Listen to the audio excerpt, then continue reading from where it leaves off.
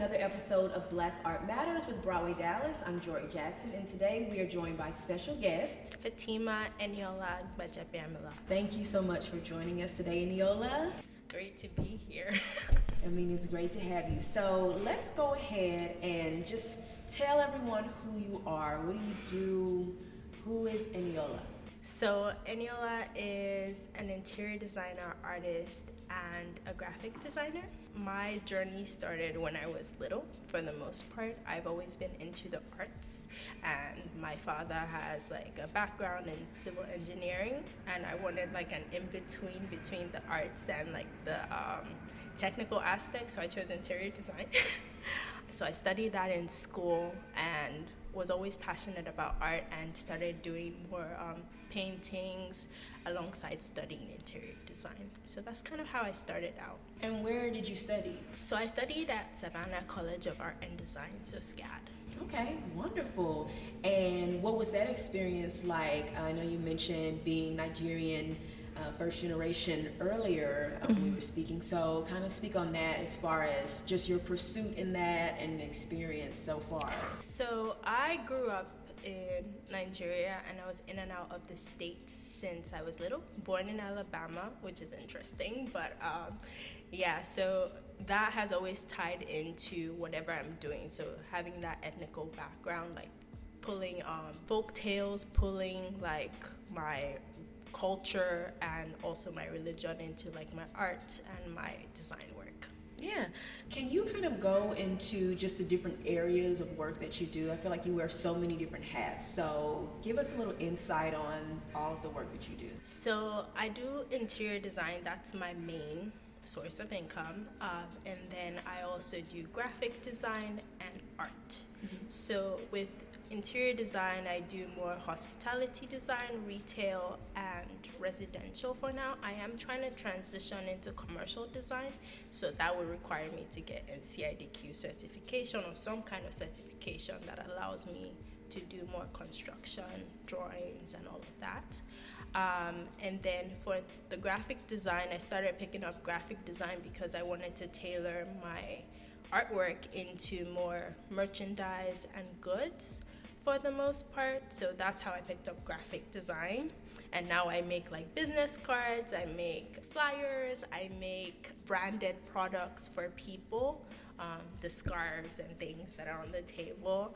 And then in terms of my art, I know that art is subjective, so yes, I do like mixed media art. I paint. I do a little bit of sculpting with paper mache and air dry clay for now. Maybe I'll pick up another skill, but I'm trying to pace myself. Just turning my art into merchandise so that way it resonates with a larger audience. So making scarves, making totes, making fabric, so converting my art into like pattern design. Those are the things I kind of do.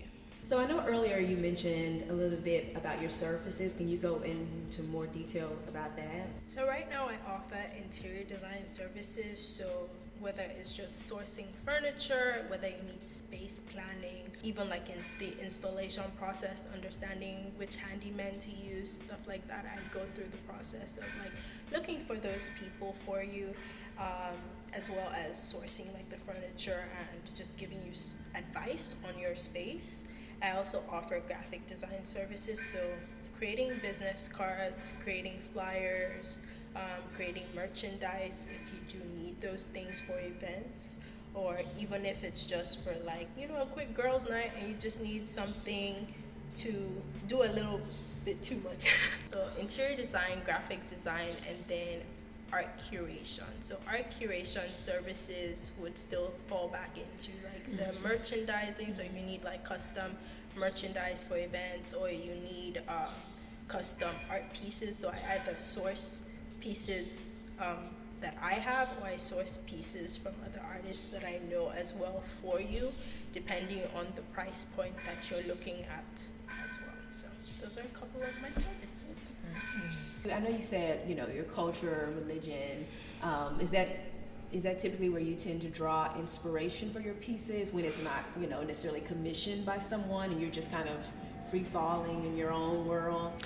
Yes, for the most part, I tend to draw culture, religion, and my surroundings. Since I was little, I have done a lot of traveling, so I also pick elements from my surroundings that just resonate in the moment, and a lot of it ties back into my emotions. So what I'm feeling at the moment, that influences like the colors that I choose, the textures that I use, and then even sometimes I may not just go into straight on painting. It may just be more drawing for the most part. So it depends on my mood. Mm-hmm. What is, I guess, the temperature of the visual arts arena when it comes to design, in particular in Dallas, Fort Worth? Can you talk about that, especially being a Black woman? I'm definitely gonna say like it's a little bit interesting. So I started my brand by Eniola in 2020, and when I started it, it wasn't anything. I hadn't started channeling like the graphic design aspect. I started out with like block printing and just making like small prints so that way I could have like an outlet. And then over the course of time, I was like, art is subjective. What can I translate my art into that people will start to like resonate with, or purchase, or just like gravitate toward? I started going into more of that graphic design aspect to like understand like what I could do with the gift that I had. Now, in terms of like channeling that gift and assisting people with it in the DFW area, I have had the opportunity to work with a couple clients. They found me mostly at the pop-up shows that I would go to, and they took a chance on me for the most part. So I have a couple of projects that I've worked on. I've created like a website for some yacht owners, I think I said what their vessel is wrong, but they have a boat and they sail across like the ocean. So I created like a website for them. So I dilly-dallied into that. I'm not a website developer. I just have an eye to create pieces. So I did that for them, created their logo, and just try to give them some sort of branding identity. Another project I worked on was with a candle maker. So she's based in New York, actually, so Earth by Roro. So I designed some labels for her. For Black History Month. I think she may drop those next year. And then I also was able to do some personal interior design work with a client and did some sourcing of furniture for her. Those have been stepping stone projects for me, for the most part. Wonderful. So go ahead and tell us about some of the pieces that we have presented here. I know you've had some collaborations, so dive into that and just tell us all the things that we need to know. By Eniola is a creative studio that focuses on interior design, graphic design, and art merchandising or curation, if you will.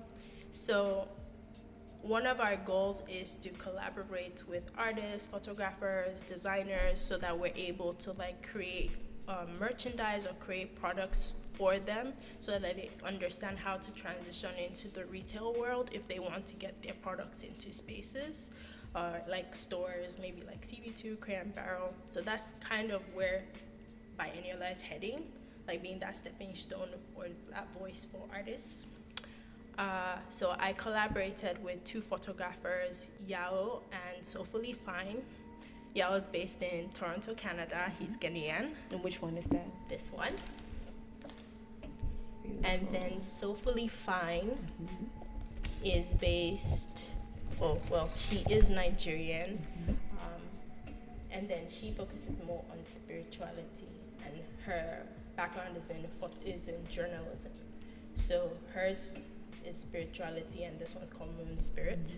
So I collaborated with these two photographers just to like start creating art prints and products that were not necessarily paintings or drawings, because art is subjective, and I feel like photography tells a story as well, and I wanted to start bringing some sort of voice to my fellow like creatives as well. So you reached out to them, like you discovered them. Both of them I went to school with. So I went to school with Yao during like a gap year in Canada, and then I went to school with Soulfully Fine while I was at SCAD. And I always thought they were really cool, and I wanted to collaborate with them. So I thought this would be like the perfect opportunity to do that. And then we created a whole bunch of prints. So I created like the creative direction. I gave them mood boards. I gave them an understanding of what we were going to do. And then I went ahead and went through the selection process with them, selected 3 prints, and then we just produced those. And then since I wanted to go back into like the art merchandising, I started creating stickers, temporary tattoos. I needed those quick pieces for the pop-up shows that people could just grab. They're quick, cute gifts, and they're mementos. So you can always like grab like a small piece. The block prints, I started off with those, and I just wanted to honor that and start making smaller prints of those, because that's where I started. I didn't just start with like the stickers and all of that. I started with block printing, so I wanted to make sure that was present as well. And then during like the seasons, I tend to like gravitate to what merchandise would be best, or what I would use in my daily activities, because you don't want to just create random things. You want them to be true to who you are as well. And scarves, I use scarves. So I'm also Muslim, fun fact. So I use scarves a lot. So I was like, let me start like creating pieces that I would use on a daily basis. And I also had that a little bit of a background in fashion design. So I was like, I want something that I can use every day. So I created scarves, I created totes. Started creating like small bags that people could like fill up with, not necessarily totes. Like you could put your laptop in them. So it's like Gotcha. Carry-on. Carry-on. Yeah. So I started creating carry-alls, things like that as well. So that way I advertise to people that just need like personalized merchandise, and that way I can create like a selection for them. I'm like, I can do this for you, I can do this for you, because I have like my wholesalers and people that I would create the product through. So like the scarves, you see. Yes, I love the scarves. So many ways to style the scarves. You know I love the scarves. You could put them on your bag. You could put them on your neck. Yes. You could put them on your head. And today I was actually going to show y'all how to make like a rose. I learned this on Pinterest. Pinterest is your friend. Oh, wow. Let's see. I'm going to... You kind of just loop 2 ends together. Oh, yeah, no. So you're going to have a triangle. And then you go in through the triangle. And then you loop it, pull it through, and you have a rose. Hold this, and then you pull. Wow. And then that's like a whole, like you could literally just put that You around. could wrap That's that so around your pretty. head. You could wrap that around. You're could good. wrap that around like the tote. You can wrap that I love around it. your neck. Like I did like a whole I love DIY it. rose scarf situation. Like you Yes. can have like a nice little thing there. So I love it. it's always so Beautiful. fun. Wonderful. Well, thank you so much for joining us today. It's been a pleasure meeting with you and speaking with you and just exploring all of your pieces. Let people know your social handles, website, where people can find you, and all of that good stuff. Okay, so my social media is going to be by_ENIOLA. And then my website is going to be designsbyeniola.bigcartel.com. But if you follow me on Instagram, the link is in my bio. So that way, that could be an easier way for you to connect with. Wonderful. Well, once again, thank you so much for joining. And thank you for tuning in for another episode of Black Art Matters with Broadway Dallas. I'm Jory Jackson, and we'll see you next time.